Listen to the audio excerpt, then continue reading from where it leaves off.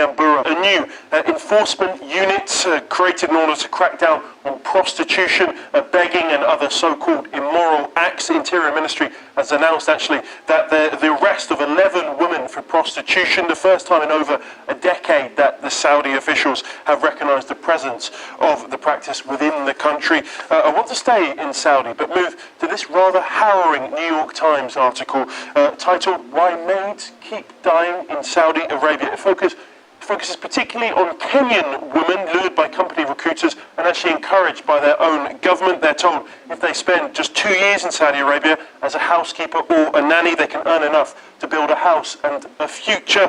Compare that to the women who return, often ground down by beatings, unpaid wages, starvation and sexual assault. Others return in a coffin.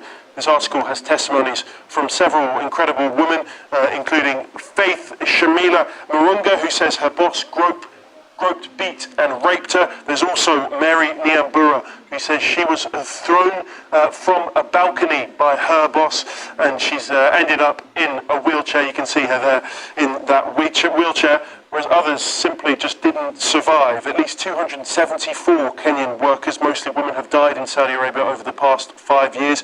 Autopsy reports describe women with evidence of trauma, including burns and electric shocks, but all the deaths are put down as natural causes. In 2021, a Kenyan committee found deteriorating conditions in Saudi Arabia and recommended suspending worker transfers. Hello, my people. As you can see in that short video clip, that at least 272 women, Kenyan women, have died in Saudi Arabia since, within 5 years.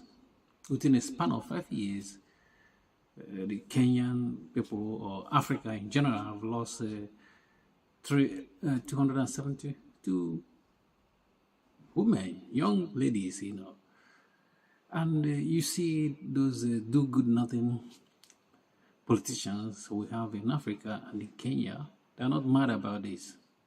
This is a tragedy, that people or women are traveling to Saudi Arabia to look for money or whatever they're looking for there in that place. And they're dying, they're dying in hundreds, you know what I mean? Because this number is way too much for a group of people to be dying in a place that are not in a war. And remember that the Kenyan people or government sent Kenyan police to Haiti for peacekeeping. You see, they sent there because they're gonna get paid by UN or whatever that are sponsoring them to go and for peacekeeping in Haiti, but they don't do anything about their own people dying in a foreign land. And this is tragedy. That's why sometimes people come and say that the Arabs, they're not racist, stuff like that, because this type of death or treatment is motivated by, by something, even I can say more than racism, but racism is involved because these people are not, they're not, deleting their own women like this. This is just taking like this life, this black woman or African woman, their life are not, they're not important, they are valueless, their life are not value. They don't have value for their lives. You know what I mean? And when you look at Kenya, like their capital, Nairobi, you see that there is rapid development there. But the problem is that most of these people, most of the Kenyan people, the average Kenyan person cannot live in Nairobi in a comfortable accommodation over there. That's what I don't understand. You are developing your capital, but your own people cannot even live there.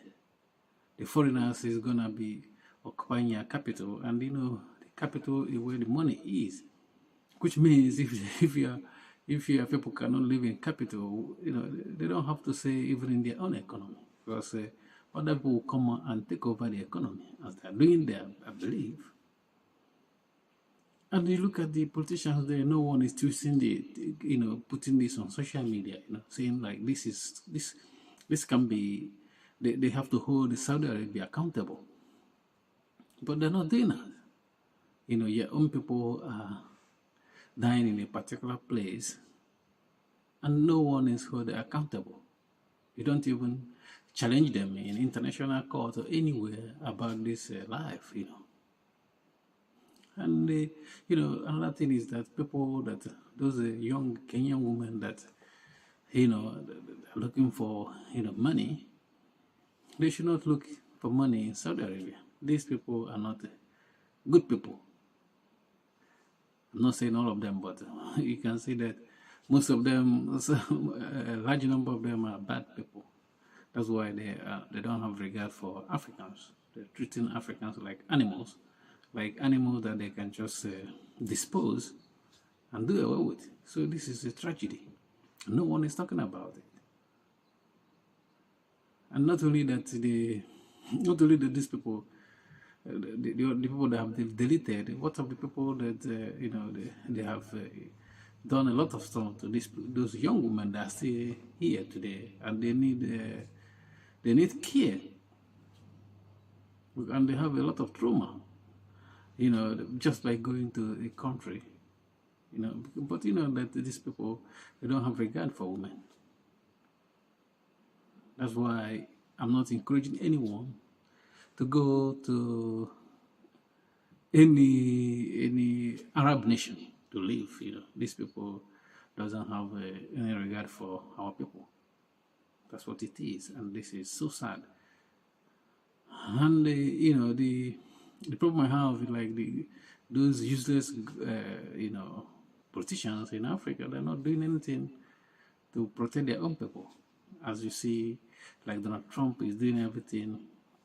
He does everything to protect his own people. You know what I mean? No matter where they live, even the one that live in South Africa, he's still talking about them. But now, these people we have in Kenya or any other African countries are not doing anything for their own people. They are just selfish and wicked. Thank you for watching. Please don't forget to subscribe to our YouTube channel and like our video. Peace.